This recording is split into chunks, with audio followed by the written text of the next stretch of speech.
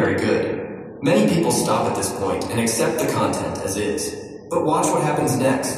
The prompt you pasted instructs GPT to evaluate its own work based on 6 specific criteria for that task. It will give itself a rating out of 10 for each criterion, explain why it received that rating, and suggest ways to improve. Then, it will present you with 4 options. If you select option 1, it will revise the work, taking the how to improve feedback into consideration. Let's type 1. In the second version, it will add a notes section to keep track of all the changes and evaluate the work again. The revised version will have a better rating. Before we accept version 2, let's type 3 and ask GPT to evaluate its work again, but with a more critical perspective. Now it provides even more details on how to improve the content. Let's type 1 and have it revise the work again with the additional feedback in mind. Once again, it will evaluate it and provide notes on the changes. Great. Now we have a document that took less than 5 minutes to produce. It received a nearly perfect rating and is ready to be used in a professional situation. If you want to delve deeper, you can ask GPT how it used the reference materials to produce the final version. For context, the prompt you used asked ChatGPT to complete your task and leverage insights from 3 selected books as references. ChatGPT will explain exactly how it used those references. This framework can be applied to virtually any situation and role. AI for Work offers over 2,000 plus prompts categorized by departments such as marketing, sales, law, HR, personal development, and more. I hope you find it useful and that it helps save you time and improves your performance at work. Nanti link ni saya akan bagikan dalam slide. Okey, membantu? Okey. Jadi free. Jadi I forward ni dengan yang forward subscribe yang asing-asing tu ataupun satu sekali. Kira daftar je. Memang dia akan akak tak dapat forward. ChatGPT nak pakai free pun tak apa dengan benda ni. Tak perlu nak bayar pun. Tapi kalau anda rasa macam perlu ada yang deep thinking, ingat kalau nak fikir yang dalam-dalam punya, then pakailah subscribe. Kalau rasa macam benda tu tak bayar, benda ni macam pakai basic-basic je, ambil je yang free cukup. Boleh ikut so far? Okey. Ini klik kat mana? Copilot tu. Okey, Copilot ni menarik sebab kita macam kita kata tadi, Copilot awal-awal tu dia macam Photon, bukan engine dalam Mitsubishi.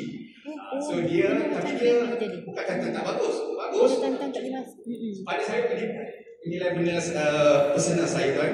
Saya melihat dari segi kalau kita jadi suka bercakap, sembang dari segi kita talk tadi, kalau kita pakai Copilot dia lebih more macam menyelami kita, macam counselling. Boleh cuba dari segi dia tu output lebih kurang, saya rasa lebih kurang sama saja. Yang ni free tak? Yang ni free. Yang gini tadi tu kena subscribe. Dia cuba dua lagu DeepSeek dengan ChatGPT kan. Tapi DeepSeek ni agak ialah banyak dia bagi free, tapi dia perbataan penggunaan walaupun dalam bahasa Malaysia dia kurang sikit lah. Betul, ChatGPT dia okey lagi. Tapi dia banyak membantu lah dari free. Tapi saya mohon ChatGPT juga bantu. Okey, kalau kita nak kalau kita nak ada sikit-sikit lah nak compare kan, betul tak? Kalau anda nak suka jadi compare, ini yang case yang nak jawapan macam-macam dalam orang kata dia nak try ChatGPT ke apa ke Perplexity ke macam mana rupanya. Ini satu lagi tools lah tambahan.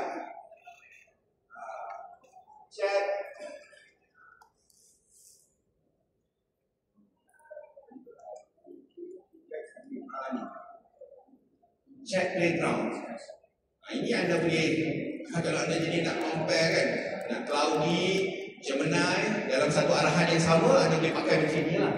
Tapi kalau anda rasa mungkin anda perlu macam ini contoh Chat Playground, boleh satu solusi dia. Tapi anda kena bayar lebih kurang $20. Subscribe juga. Untuk pakai macam ni lah. Dia macam mana hantar satu arahan tapi keluar pelbagai tempat.